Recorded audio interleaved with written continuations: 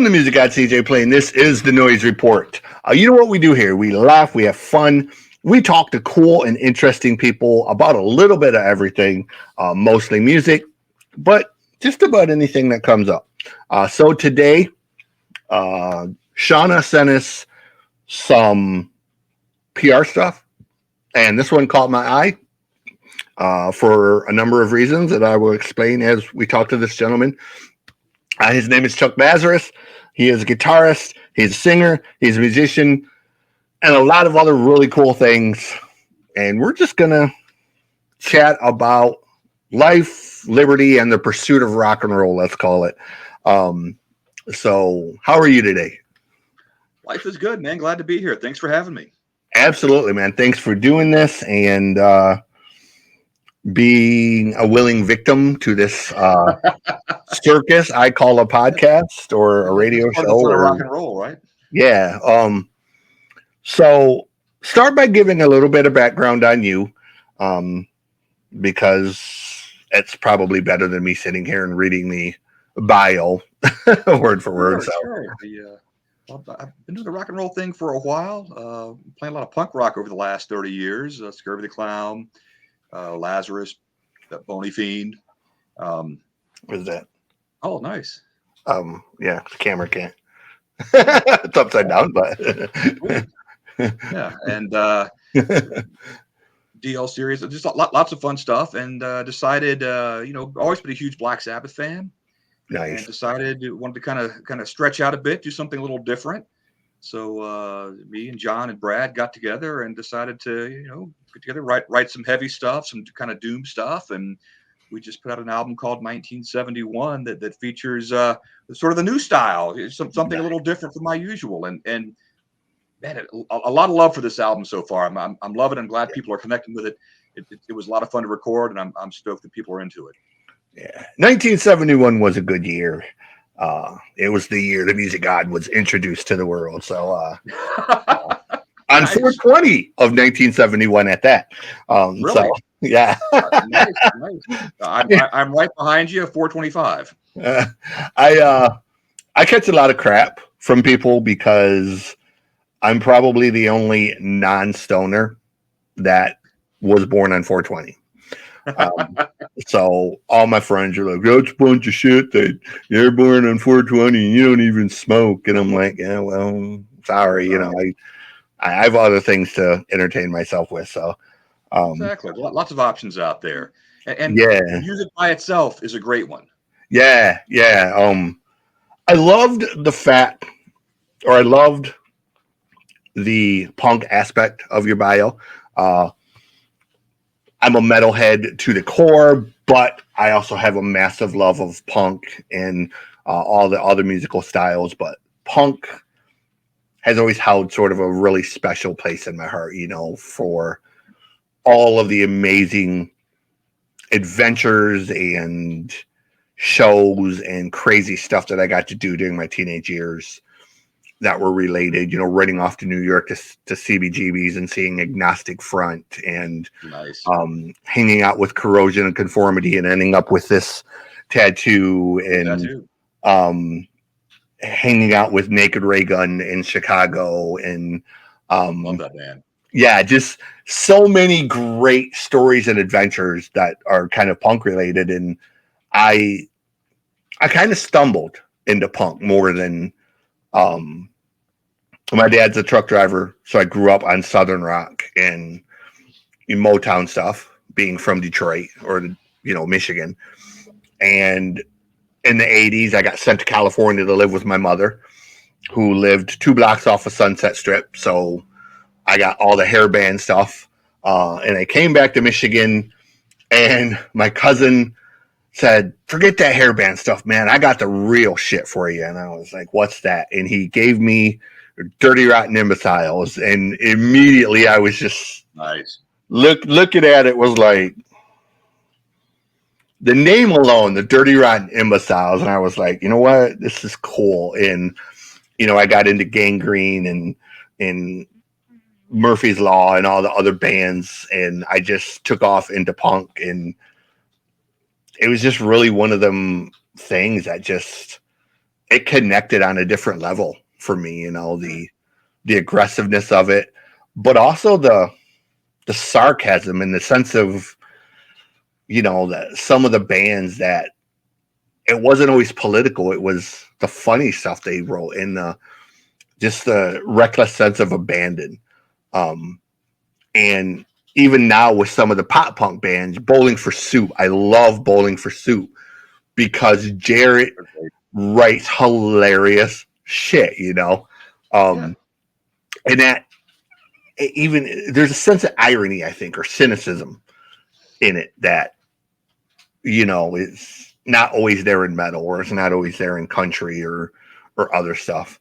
And even at 51 years old, I still love punk music. I still love discovering new bands as they come along and whatnot. And it always going to be kind of close to the heart. So Sure.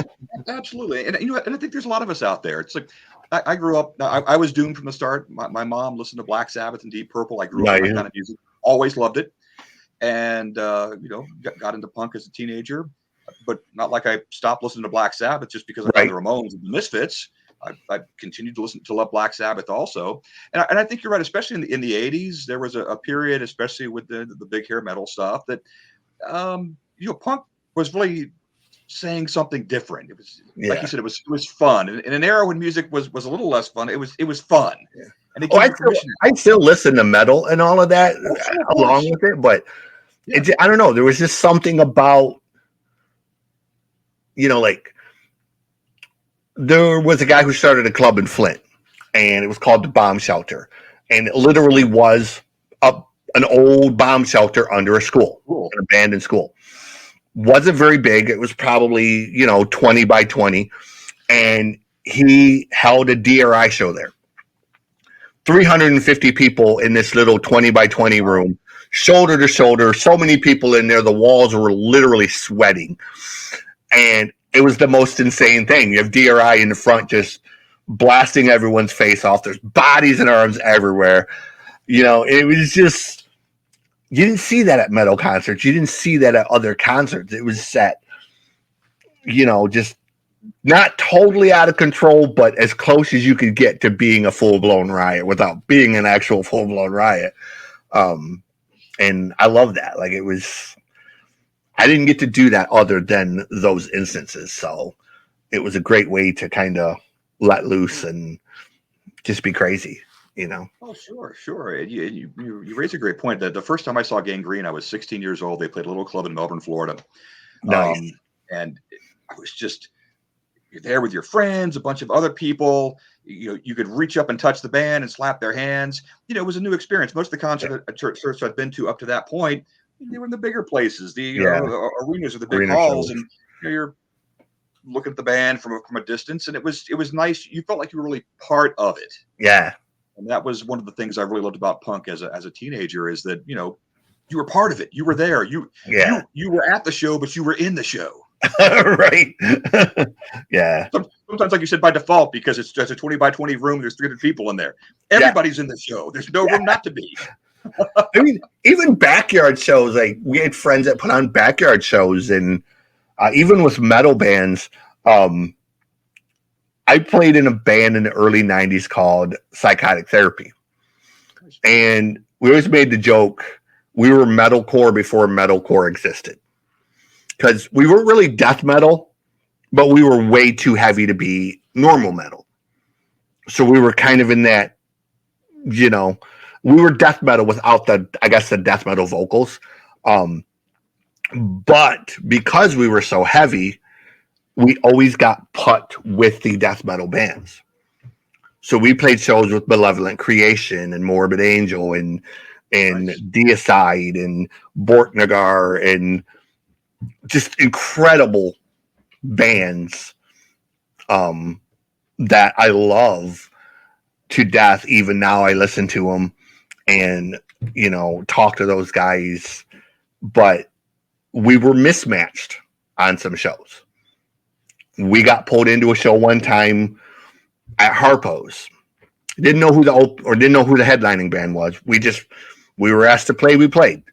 ended up we were open for Babylon AD, which was completely crazy because once we got there and found out who we were opening for, and I was like, you do know we're kind of a death metal band, right? The owner's like, how's this gonna work? Yeah. Like the owner's like, okay, why does that matter? And I was like, their crowd's probably gonna fucking hate us, right? Like, they're here for hair metal, dude. They're not here to hear, somebody play. Like one of the covers that we were famous for doing was Electric Funeral from Sabbath. Nice. And we did this just brutally heavy version of Electric Funeral. And I was like, they're not here to hear that, I don't think half these kids would even know who the hell Black Sabbath is, truthfully. But it went off and it was fun and we had a blast with it. And it was those shows that made it worth doing, So let's talk about the record, 1971. Yeah. On The Return, which I think is track 2, right? Yes. You have I have it right here. Yeah. Very cool record, by the way. I do love the tone and the vibe of it. And you kind of have a guy who might be a little bit known to some people. We were very lucky. Yes. How to tell everyone who it is and how you came about getting him for the song. We were very fortunate to have Tim Ripper Owens sing a track on this album. I was super stoked. I reached out to him and told him what I was doing. Asked him if maybe he'd be interested in recording a track. I sent him a couple of tracks to choose from. He got back, said absolutely, love to do something. I'm super excited. One, I'm a fan. Right. I love his era of Priest. I've seen him several times with different bands over the years. The last time I saw him was with the Disciples in Orlando. Nice. Just the guy kills it. Everybody's heard of him. Incredible. I was stoked he agreed to do this. So we had my studio 101 in Melbourne. Brendan sent the tracks up to Ripper. He recorded his vocal tracks, sent it back, and it was just amazing. Sitting in the studio when we got the tracks back, just the rough, just hearing Ripper sing one of my songs, was stunning. I absolutely loved it. So I'm very pleased, very stoked, and very humbled that he agreed to do a track on this album, and it's one of my favorites. I don't even know what to say. His vocals are so incredible. It really took that song to a new level. Yeah, he's such a great performer and so versatile in that he really can do more than just metal. He has such great range and tone to his voice that even though he's kind of known for metal, he really could do anything he wanted. And on track 4, you sort of have this. It caught me by surprise because I wasn't expecting it to be an instrumental song. Because when I first looked at it, I was like, oh, it's an 11-minute song. It's going to be, and it was really, to me, kind of the highlight of the record. Like it was almost like if the Grateful Dead jammed a Sabbath song, Yeah, it was this total it came off as just kind of a big jam song, but it had that Sabbath type influence to it, and it sounds so incredible. Like even at almost 11 minutes, you don't notice that it's that long. Like it doesn't seem like it's that long. It doesn't drag. It doesn't kind of, it's not like one of the prog songs where even though you may love the band, even Pink Floyd, who is my favorite band of all time, has songs that you're kind of sitting there, you're like, okay, could have ended this like 2.5 minutes ago. I'm really glad you dig it. It was a lot of fun for us, and like you said, it sort of is. Yeah, maybe Black Sabbath meets the Grateful Dead. It was just a song that it never actually had any words. I mean, sometimes you write a song and you end up just jamming it, and you just go, well, I guess it's just an instrumental. and but it's got a lot of flavor. It's got a lot of changes. Mhm. It's got guitar solos. It kind of gets faster as it goes along and gets towards the end. It speeds up quite a bit. So there's a lot of flavor there, a lot of change, and it's really a fun song to play. It's one of my favorite Yeah. songs to play out live. And like I said, it is a really great song. It doesn't drag, and a lot of times songs that are that long Yeah.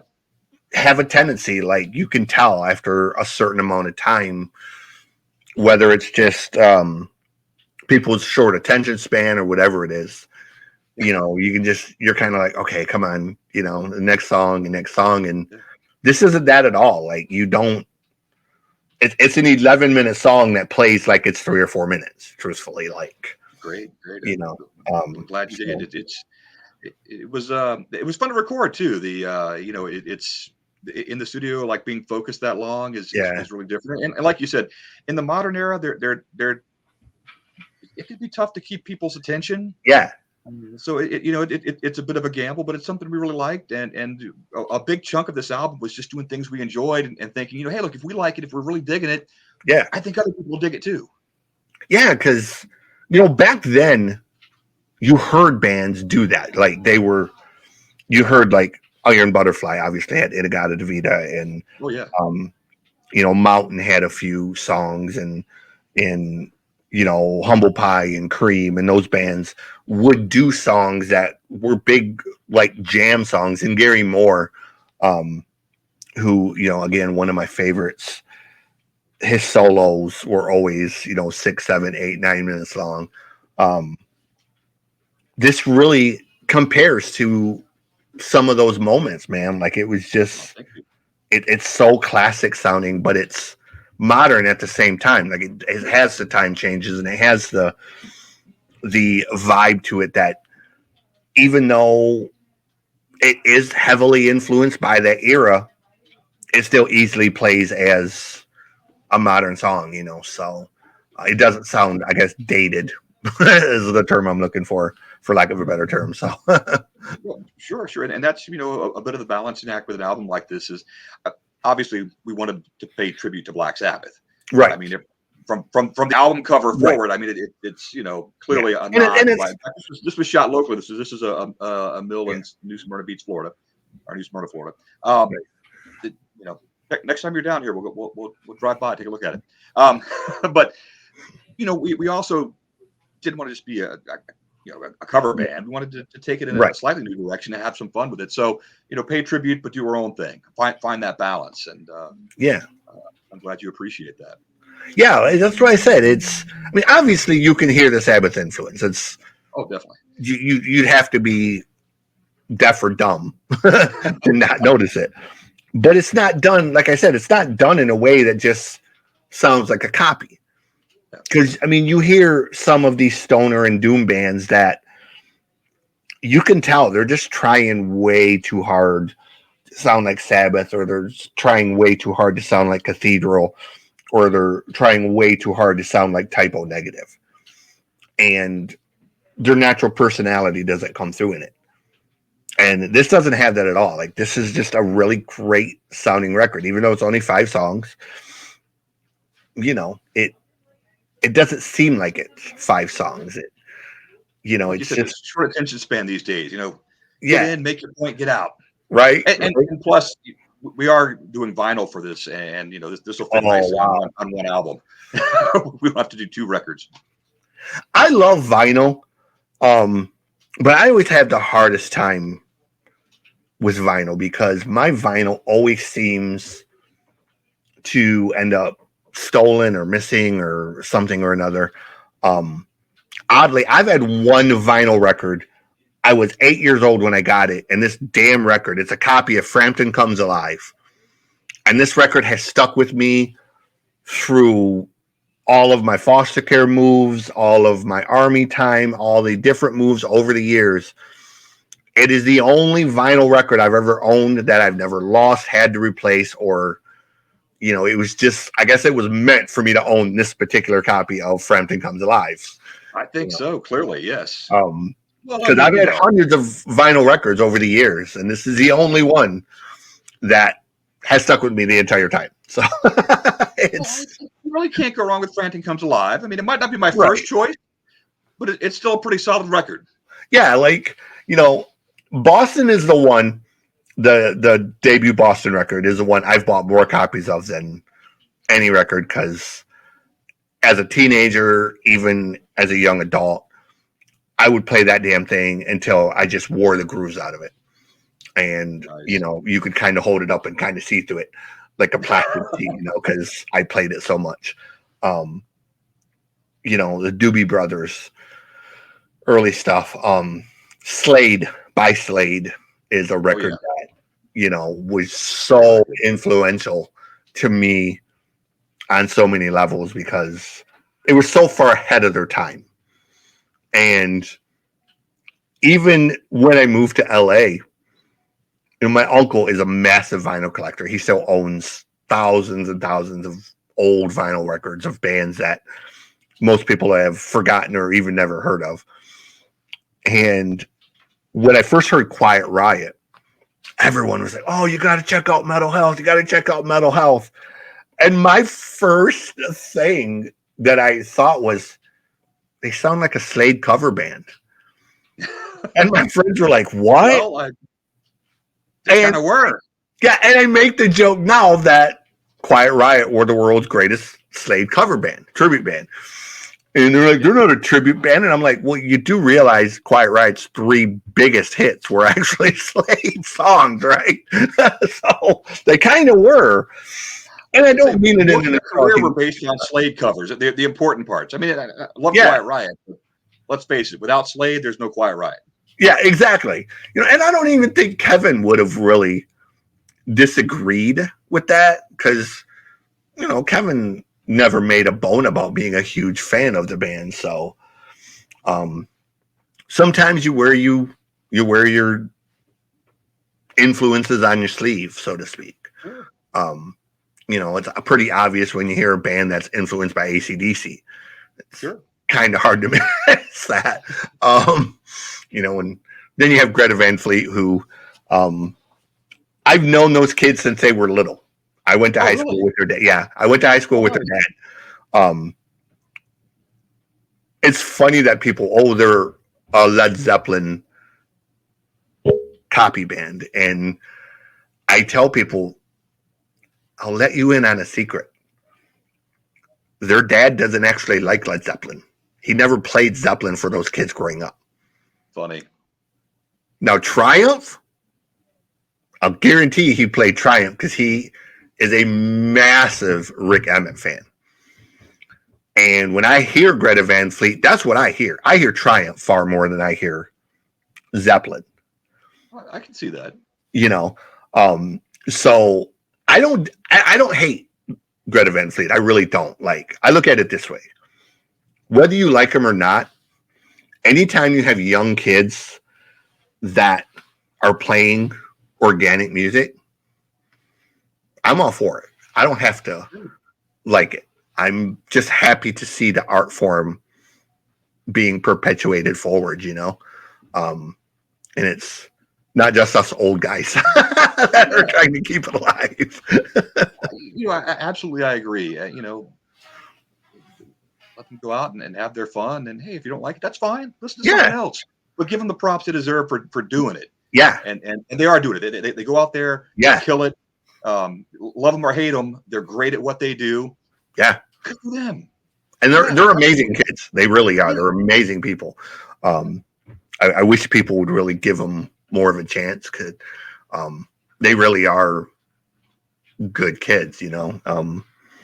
I knew them, like I said, when they were kids running around Frankenmuth, because they're from a town that's right next to where I grew up, basically on that big farm. So nice. I grew up about 10 miles down the road from where they're from. So it's awesome. So you're a comic book fan. Let's talk some comic books. What are some of your favorite comics? Well, I think some of the first ones I bought were Star Wars back in the day. Of course, I think anybody probably right around our age, that was you couldn't help yourself. You went to the convenience store and it's, oh my gosh, it's Star Wars. So you you bought some Star Wars stuff. I And I still have them I for whatever it's worth. I mean, they're a little dinged up because when I was a kid, you didn't, keeping I a am toy in a sadly box or putting something in a plastic bag just wasn't going to happen. yeah. I am sadly the guy who has never seen a Star Wars movie. Oh, really? Yeah, I have Wow. never um I I have a hard time with sci-fi. It's not that I don't like it. I just have such a hard time getting through it. Um Dune is the one that I've probably seen more than anything.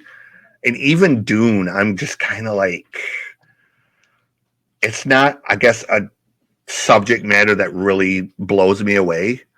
Yeah, Um I'm more of, I guess, a Lord of the Rings type of nerd. that's um, good too. but one of the comics I was obsessed with as a kid was Lobo, and I I love Lobo just for the outrageousness of what the Lobo character is. And Nice. when Ryan Reynolds came along and did Deadpool, the argument was always you can't do Lobo because of the content. And once we got Deadpool, I was like, all right, I don't want to hear any more excuses about not making Lobo. Because if you can do Deadpool, you can do Lobo. You know, Oh, sure. it's going to take a little more. You got to probably tone the content down because Lobo is so outrageous. But, um, once we cross that threshold of, okay, this feasibly can be done with an R rating, I want a Lobo movie. so, Stay on them about that. Well, look, they did a Judge Dredd movie back in the day. yeah, And of course, love those comics back in the yeah, and was super stoked when they did even the first movie. Um, yeah. and they were able to push the envelope a bit and kind of open up Mm-hmm. the comic book world. Hey, look, we don't just have to make kids movies with this. I mean, Right. there's an adult audience, and there's it certainly continued to now it seems like most of the movies that come out that are big movies are comic book movies. Yeah, and that's the thing. Like I don't know, like some of it doesn't hold a lot of interest for me, but some of it does. Like even some of the ones that people didn't get behind. I just watched the Morbius movie, and everyone hated it. Oh, it's such a horrible movie, and I didn't think it was that bad. Like I actually kind of dug it. Like obviously it was super CGI heavy, but it's a vampire movie. It's going to be CGI heavy. How do you make a vampire movie that isn't CGI heavy? So some of the other ones they've done though, Moon Knight and that,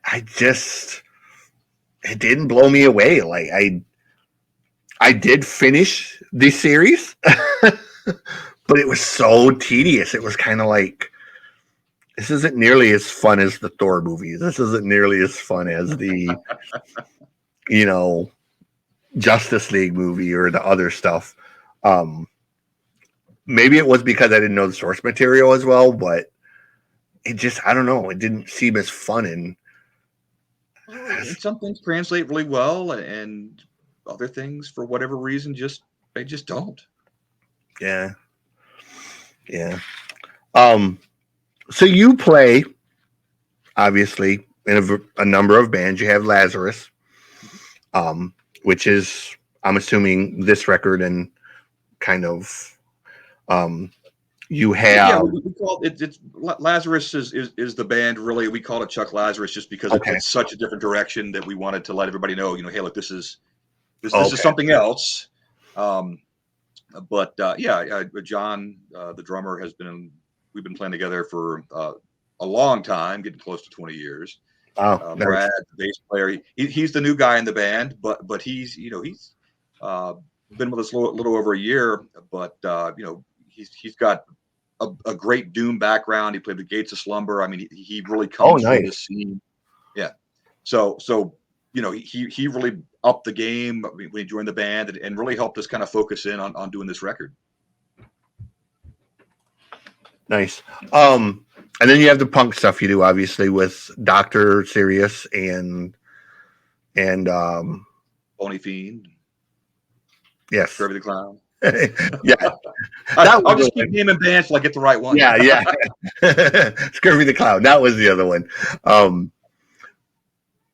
Give a bit of background in that, where the name comes from, because I'm always fascinated by one of the things about punk that I love is the names themselves. When bands come up with names like that, you know, I always love hearing the stories of where, you know, bands get names, you know, like that. And, you know, there's normally a really cool or funny, hilarious story that goes with it. Well, So, you know, there's not a huge story with that one, but Alberto, the drummer from Scurvy, and me, back in the '90s, a long time ago, we were just hanging out. I think at a KFC after work. We were at a telemarketing jobs. We worked together.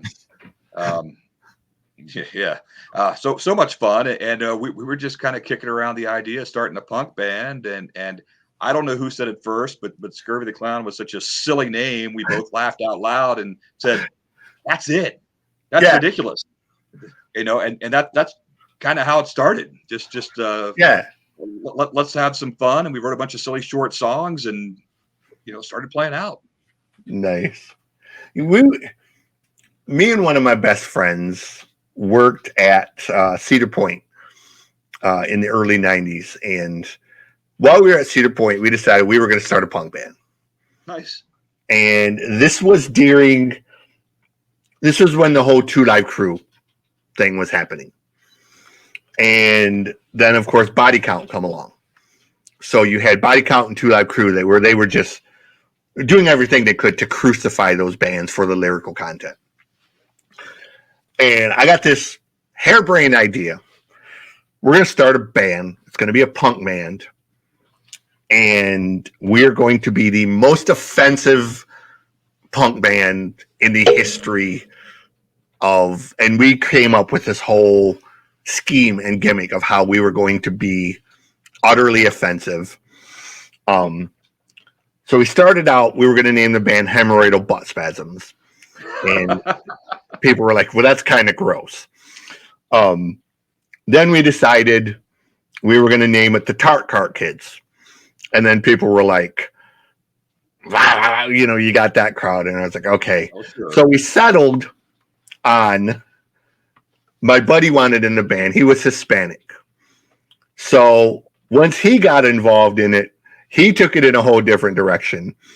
And we ended up, he was going to be the singer. I was going to be the bass player. And the band was going to be called Jesus H. Christ and the Snuff Film Stars. Wow. We were going to have luchador masks. And we came up with this list of songs that were so over the top. And we affectionately named them Love Songs for the Mentally Retarded. And I still have all of the lyrics and all of that for those songs 30 years later. And I toy with the idea of, just because society has gotten so politically correct and everything, I toy with the idea of releasing these songs or re-recording them and releasing them just to see how badly people flip their shit over these songs. I think you stir some things up. Dude, I'll guarantee you some of the song titles are hilarious. You know, and we did it just because we wanted to ride that wave. Like, hey, if you think Two Live Crew is offensive, wait till you hear this. And, you know, some of it was just completely asinine and juvenile. And, you know, we were 18 years old at the time. So we were doing what, you know, 18-year-olds do when you start a punk band. And we sucked. Like, none of us could barely even play. So we were very much in that Sex Pistols vein of, you know, we were a bunch of drunk, barely adult kids who decided, you know what, I'm going to play bass, even though I don't know the first fucking thing about playing bass. Hey, it's got 4 strings. How hard can it be, right? A lot more difficult than it rock. You get together. You may not be great musicians, but you know, and part of punk, especially back in the day, was to be offensive. Was to push the envelope. And Scurvy believed in that. Yeah. And you push the envelope and you sort of make people raise their eyebrows and say, "What the heck are you talking about? Hey, we're having fun. You should try it sometime." Yeah, I was trying to find the list of song titles we wrote, and I guess it's not on here. I don't know what happened to it. So we're gonna get into how we normally wrap interviews up. I have a big old thing I do, and it's called the Music God Random Questions of Insanity. Sure. All right. That sounds like fun. These are just questions that, you know, as we've sat around over the years with friends and family, you're drinking, you're at a family reunion, whatever, somebody will make a comment, and your brain kind of says, that's a random question of insanity. First one, and this is such a punk question. It's the grossest thing you've ever seen someone do in public. The grossest thing I've ever seen someone do in public. Well, you know, played with a band in New Orleans that kind of thought they were Gigi Allen. So they must have been big Gigi Allen fan. I never actually saw Gigi Allen. I've seen the Murder Junkies, but I never saw Gigi back in the day. But I actually did. And they said I copied a lot of Gigi's stuff. So that was probably, you know, had to be close to the top of that list. Yeah. I unfortunately did have the displeasure of seeing Gigi live. Luckily, we were way in the back of the room, so we were, you know, we got in the splatter zone, so to speak. But yeah, the smell was really bad, and it was every bit as insane as people make it out to be. The guy was absolutely certifiable, and I can't imagine that man ever doing anything other than being in a punk rock band. Like, he was just born to be, you know, in a band. He was. I mean, and it's, love him or hate him, he's definitely legendary. Yeah. Let me see.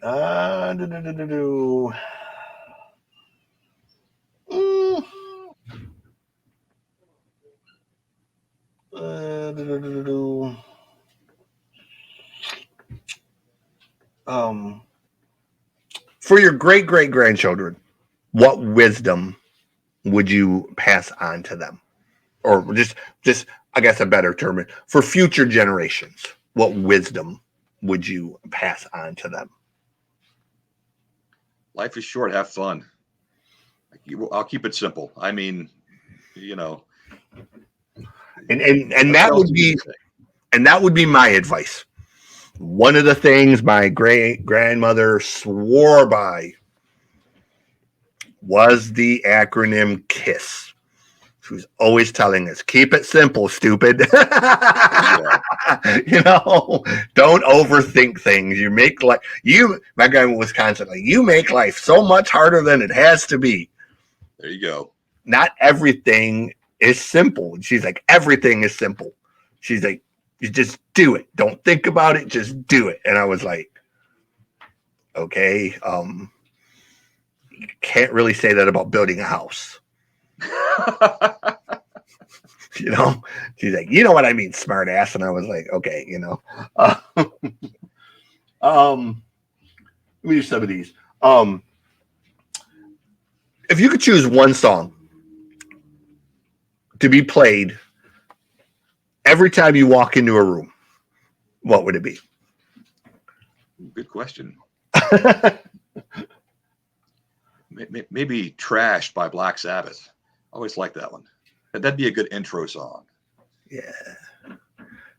I don't know what mine would be. I've gone back and forth with different songs.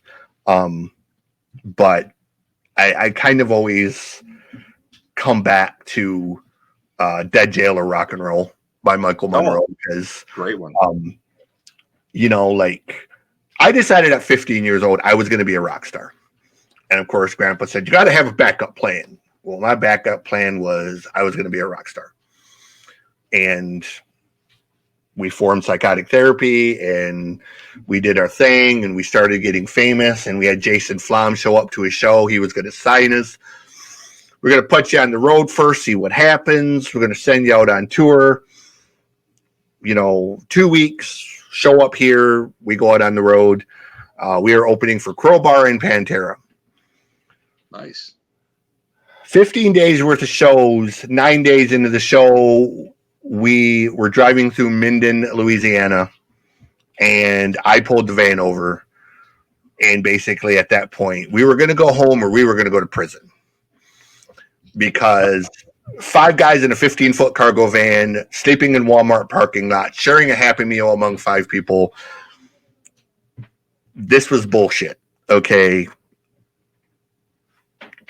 On a payphone calling Jason, hey, can we get some advance money? We're starving, we're hot, we're hungry. He's like, welcome to the rock star lifestyle, kid. And I was like, you know what? This is bullshit. I went home and became a truck driver. I was like, I am not willing to put in the hours to be a rock star. And Grandpa, of course, you know, was like, I told you to have a backup plan. And I was like, yeah, shut up. You know, you can't tell a 15-year-old anything, but, I've always done a lot of other stuff musically. Yeah. When I heard that Michael Monroe song, getting back to that, it struck such a nerve with me because I always knew somewhere in my life I was either going to do music, I was going to go to jail, or I was just going to be dead. So that song has always struck such a nerve with me, like, it was just kind of like always the 3 choices I always saw for myself. I think a lot of us rock and roll diehards are right there with you. I mean, you know, it's a tough choice, but it's a good one. Yeah. If you could co-write a song with any musician, who would it be? Oh, Iommi, of course. He wouldn't need me, but I would love to do it. Yeah. Yeah. And I don't know why, but for me, I don't know why this particular person, but I would love to write a song with I can never remember his name, the lead singer of the Pogues. There's Shane. There's something about Shane. This is complete disregard for the rules, basically. You know, like Shane is a punk rocker without being a punk rocker, you know, like even though he does that kind of Irish Celtic music. You know, the attitude. Yeah, like when you listen to Fairy Tale of New York, come on, that's a punk song, dude. Like that's a punk song without being a punk song, you know. Absolutely. Let's see. So this is a fun little segment me and Bryce wrote. This is called Who Wins in a Fight? I'm going to give you 2 names. You tell me who wins in a fight, no holds barred, anything goes. All right, let's do this. All right. John Wayne or Clint Eastwood? Tough call. I think Clint Eastwood. Yeah.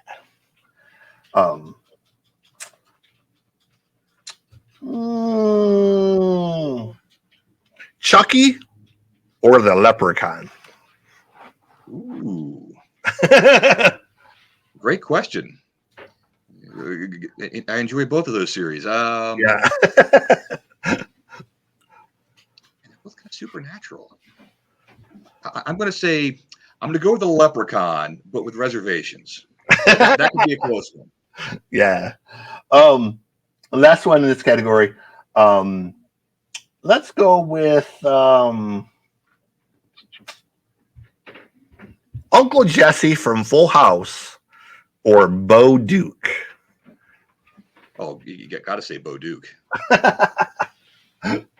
Nice. By the way, a little side note, John Schneider just about a movie last year called Stand on It, kind of a Cannonball Run, Yeah. Smokey and the Bandit. It was it wasn't a nod. It was a complete Smokey and the Bandit ripoff. Oh yeah, it was, but yeah, about 90% Smokey and the Bandit. But silly, fun car chases, exactly what you'd expect. And I mean, I liked it. It was fun. It was a complete Smokey ripoff.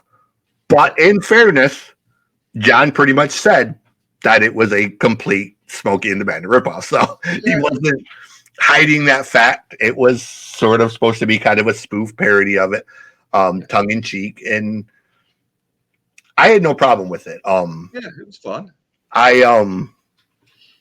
As the son of a truck driver, as a former truck driver myself, my dad is in his 52nd year this year of driving truck, which is fucking insane to me because I can't imagine doing anything for 52 years, let alone being out there driving a damn semi. It's a long time. I did it for 16 years and it almost killed me. As you can see, I have a nice scar right here where a chain on a flatbed broke and almost took my face off. I had a guardian angel. I was unhooking it, and I heard the chain. I heard that little ting of it, kind of like, metal when it's too tight. You hear that kind of tension on it, and I heard it ting, and I kind of went like this, and that damn thing come this way, and it hit me diagonally as opposed to straight on. Now it from here to here and across both sides of my nose, it looked like somebody hit me in the face with a machete. But it didn't kill me. It didn't knock me out, shockingly. But it did cause a traumatic brain injury. So, apparently you can't have a chain slammed into your head and your brain be perfectly okay. But it seems like that could be pretty serious. Like I said, I'm alive. So, the last question, I always ask this one as the final question. Rest his soul. I'm going to give you choice A and choice B. All right. Choice A is, from this moment forward, every movie or TV show you watch, the lead role is played by Gilbert Gottfried. Or choice B, every song you hear going forward is now performed by Cardi B. Ooh. Brutal.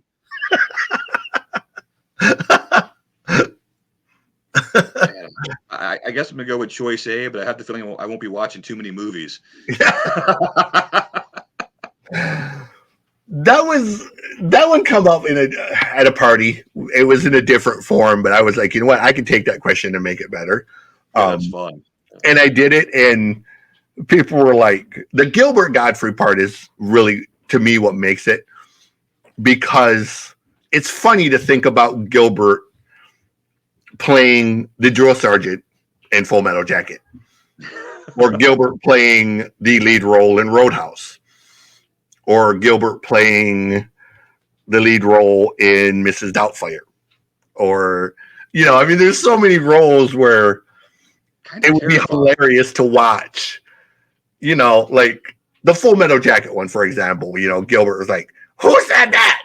He's just doing that dialogue in Gilbert's voice would have been fall down funny. It's a train wreck, Sure. And everybody loves a train wreck. So, but the other side of the equation is Cardi B.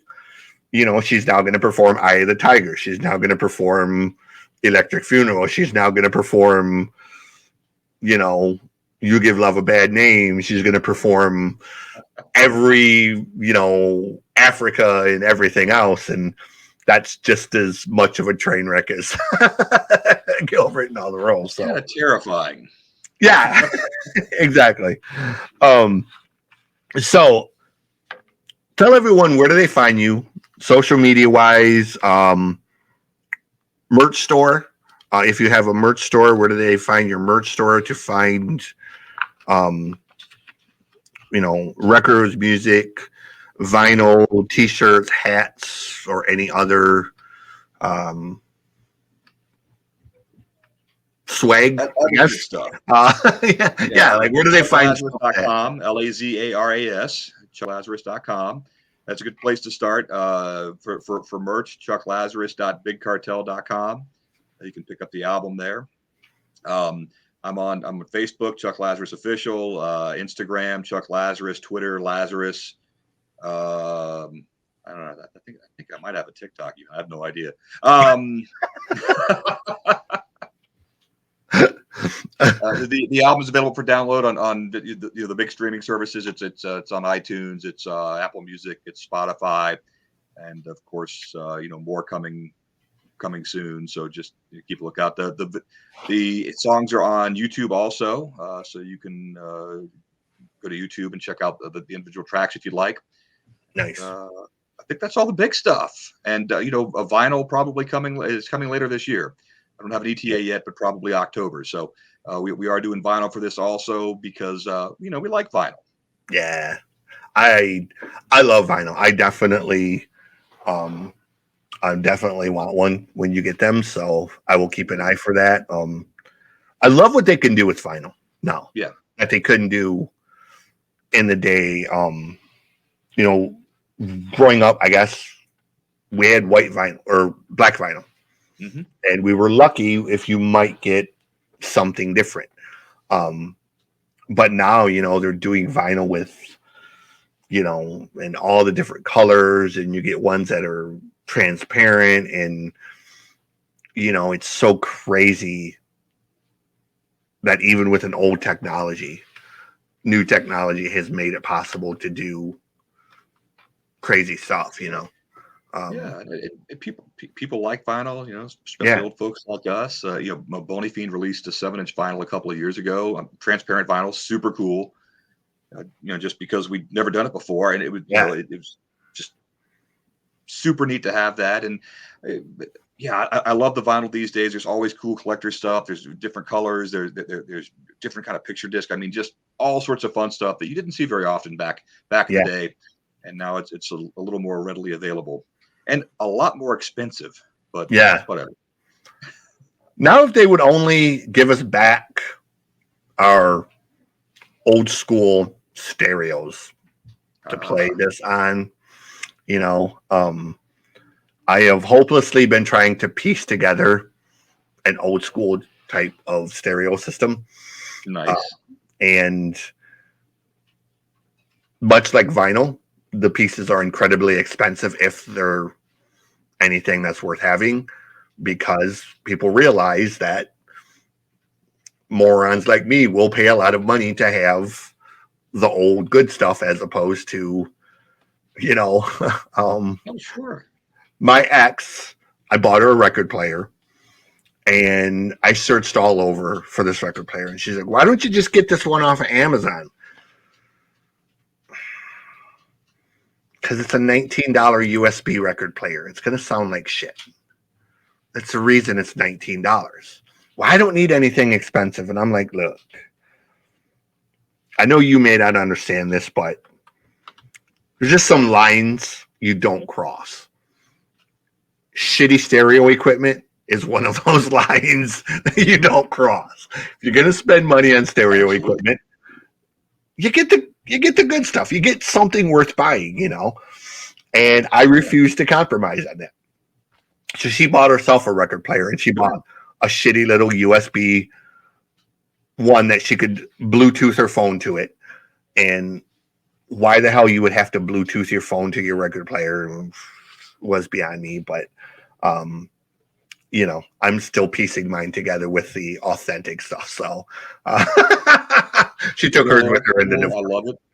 Well, that's the thing. When you play vinyl, I mean, you drop the needle. You want to hear it on the big speakers. Yeah. You don't want to hear it on the tiny Bluetooth speaker. You don't want to hear it on your phone. You want the experience. That's what it's about. My dad has the Zenith that I grew up with. Had the TV in the bottom, the top flips Nice. up, got the 8-track, Oh, yeah. the record player, the cassette player. He still has that. He refuses to part with it. TV doesn't work anymore, but all of the stereo components still work. And it still sounds better than anything. And I tell him all the time, you know, if you ever go away for dinner and you come home and that thing is missing, I have absolutely nothing to do with it. Don't come to my house looking for it. And he's like, you better not take my stereo. And I was like, you know, that's the one thing I want when you die. Tony can have the truck. She can have the farm. She can have all the cars, all the money in the account. I just want that Zenith. And he's like, we'll talk about it. And I was like, come on, what's there to talk about? Like, I played that thing more than you did growing up, okay? Like, that's the record player I wore my Boston records out with. That's what I wore out my Survivor records, my Doobie Brothers, the Bad Company, the Zeppelin, the Triumph, all of those records. That's what they were played on, is that Zenith console that, you know, it's 9 foot long and weighs 6,050 pounds. And I love those old things. They're like, you know, furniture. They're huge. They're wood. I mean, they make a statement. Yeah, and they're still beautiful. You know, this thing is solid oak, and it's as heavy as sin, man. It takes 4 people to pick this damn thing up and move it, you know, and he's never parted with it. And I'm so happy for that, because that is the one thing that like I said, I don't care about anything else. The rest of y'all over there, you can fight over his stuff. I don't give a shit about it. I want that fucking Zenith, and I will have that Zenith. Like, you know, I told my brother, like, do not make me drag you by your ankle into the front yard and kick your ass over the stereo. So, at least you've given everybody fair warning. They know what's up. Yeah, like, you know, it's the same with my grandpa. My grandpa has cast iron from the 1920s. He's got cars. He's got a 7-digit bank account, the land, the property. I told my Aunt Patsy, when Grandpa dies, heaven forbid, you know, he's 96 years old and as tough as nails. Y'all fight about that. I want that cast iron that's in the basement. And I know I won't get it because the shit's worth as much as the house. Because cast iron, you know, is so ridiculously expensive. Some of those pans that he has down there are $300 and $400, you know, or what they worth. I don't care about the price of them. I grew up cooking in them. They were my grandma casters, and so they're generational. And now they don't even get used. They're just sitting in the basement, put away, because, you know, at 95, he doesn't really cook much. So, and they're too heavy for him to use, you know, because some of them are, you know, one of them is like a 14-inch cast iron pan that's, you know, as big as a truck wheel. So he can't even pick the stupid thing up You to could put take it on. somebody out with one of those if you needed to. I mean, yes, those are, yeah, those are like monsters. Yeah, but you know, that particular pan, I've priced it. It's literally almost $400 if you were to try to buy it from a retail store. They're incredibly rare and they're super valuable, and I wouldn't sell it because it has too much sentimental value, but I'm sure they will fight over who gets to sell it because they know it's worth money. That's what people do when people die. It's amazing. People come out of the woodwork to fight over whatever's left. It's amazing. That sucks. Yeah.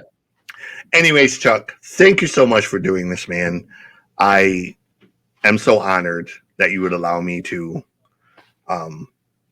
ask you silly, dumb questions and and whatnot. So, hey, this has been a real pleasure. Thanks for inviting me on. I had a blast hanging out with you.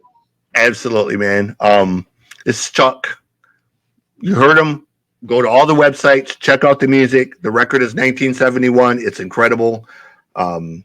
It's a real blast from the past, that right there. And let him know the Music God and the Noize Report directed you in his direction. And hopefully we can chat again soon and have some more silly fun. Sounds like a plan. Looking Awesome. forward to it. Awesome.